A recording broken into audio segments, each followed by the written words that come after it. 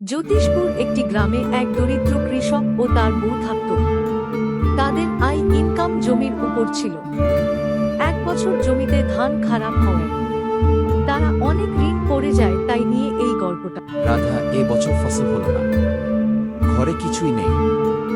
মন খারাপ করো না, কিছু একটা উপায় হবে। কিন্তু কি উপায়? পেট যে মানে না। মহাজনের কাছে যাও, সাহস হারিও না। হরিপদ তার বইয়ের কথা অনুযায়ী মহাজনের কাছে যেতে লাগল। রাস্তায় হরিপদ যেতে যেতে ভাবছে যে মহাজন টাকা দেবে কিনা। এই ভয়ে ভয়ে সে মহাজনের কাছে পৌঁছাল। মহাশয়, মহাশয়, আমি খুব বড় বিপদে পড়েছি মহাশয়, আমাকে বাঁচার মহাশয়, আপনি ছাড়া আমাকে কেউ বাঁচাতে পারবে না। মহাজন বলল, বল কি চাই? একটু টাকা চাই চাষ করার জন্য।